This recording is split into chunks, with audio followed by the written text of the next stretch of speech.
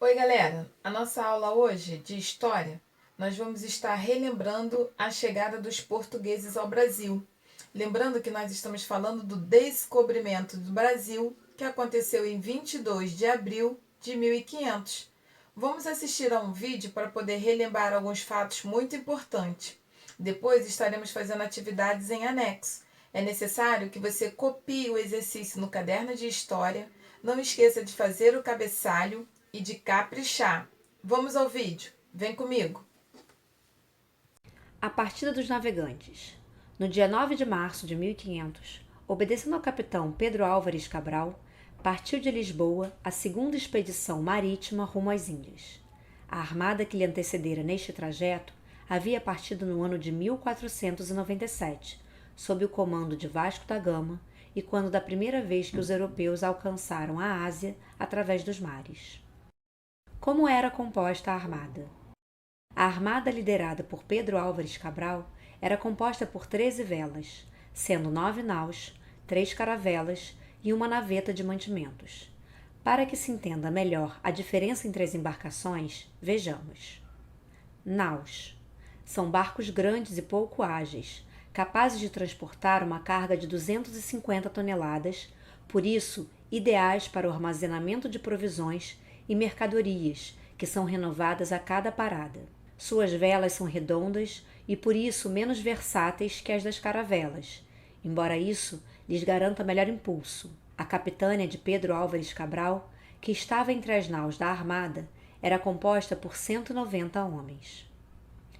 Caravelas. São navios relativamente pequenos, mas velozes, e por isso ideais para navegações costeiras ou fluviais. Medem cerca de 20 a 30 metros de comprimento e entre 6 e 8 metros de largura. Suportam 50 toneladas e abrigam uma tripulação de 40 a 50 homens. Naveta. São pequenas naus utilizadas para transporte de itens menores, como mantimentos. Quem eram os capitães? Como eram muitas as embarcações, também eram muitos os capitães. Pedro Álvares Cabral estava à frente da nau capitânia, sendo, portanto, o chefe daquela expedição. Sancho de Tovar era o soto-capitão, responsável por substituir o capitão-mor em caso de emergência. Simão de Miranda de Azevedo, Aires Gomes da Silva, Nicolau Coelho, Nuno Leitão da Cunha, Vasco de Ataíde, Bartolomeu Dias, Diogo Dias, Gaspar de Lemos, Luís Pires, Simão de Pina e Pedro de Ataíde. Quantos eram os homens que compunham a esquadra?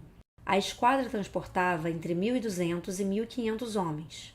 Esse contingente expressivo incluía a tripulação, o pessoal de guerra, os agentes comerciais e os escrivães, o cosmógrafo Mestre João, o corpo religioso, um vigário, 8 sacerdotes, 8 franciscanos, os intérpretes, alguns indianos que haviam sido levados para Lisboa quando do retorno de Vasco da Gama a Lisboa e alguns degredados. A viagem. 9 de março. Partida de Lisboa. 14 de março. Passam pelas Canárias. 22 de março. Passam por Cabo Verde. 29 e 30 de março. Se aproximam da linha do Equador. 10 de abril. Já próximos da costa brasileira, passam a cerca de 210 milhas a ocidente de Fernando de Noronha. 18 de abril. Navegam já na altura da Baía de Todos os Santos. 21 de abril. Percebem no mar alguns sinais de terra, muita quantidade de ervas compridas, a que os mareantes chamam botelho, e assim outras, a que também chamam rabo d'asno. 22 de abril. Pela manhã, viram sobrevoar o céu aves oceânicas conhecidas como furabuchos, da família dos procelarídeos, possuem bico forte, capaz de arrancar pedaços de lulas e outros moluscos marinhos. E à tarde, entre 15 e 19 horas, avistaram terra firme. Primeiro, viram um grande monte, alto e redondo, que receberia o nome de Monte Pascoal.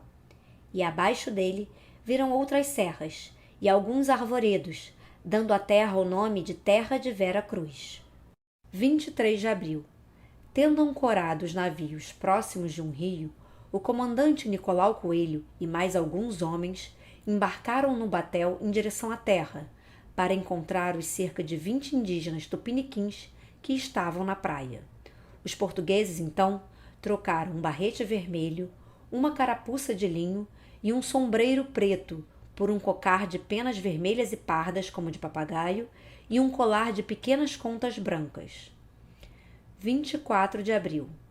Decidiram ancorar os navios em um lugar mais seguro e, assim, pararam as embarcações numa baía com um porto dentro. Feito isso, levaram para os navios 2 jovens indígenas para obter informações sobre a terra. 25 de abril. Pela manhã, havia em torno de 200 índios com arcos e flechas na praia, esperando pelos 2 companheiros que haviam passado a noite com os portugueses nos navios. Os portugueses conseguiram estabelecer relações cordiais com os indígenas, através da troca de mais presentes entre os 2 povos. 26 de abril. Como era domingo de Páscoa, Pedro Álvares Cabral mandou que se erguesse um altar e se celebrasse uma missa na praia. Além da tripulação, assistiram à cerimônia religiosa os mesmos tupiniquins que no dia anterior se armaram com arcos e flechas. Aproveitando a permanência em terra firme, Afonso Lopes, Pero Escobar e o cosmógrafo Mestre João montaram um grande astrolábio de madeira para medir melhor a posição em que se encontravam. À noite, Diogo Dias convidou a todos para um baile ao som de gaita. 1º de maio. Ergueram uma cruz e realizaram mais uma cerimônia religiosa, com missa e procissão. Depois, Pedro Álvares Cabral ordenou que Gaspar Lemos retornasse a Lisboa, na naveta de mantimentos, enviando para o rei as informações sobre a terra encontrada, papagaios, arcos e flechas e outros objetos presenteados pelos índios. 2 de maio. A esquadra prosseguiu a viagem em direção às Índias, deixando, todavia, em terra 2 degredados, que muito choraram e foram logo consolados pelos indígenas.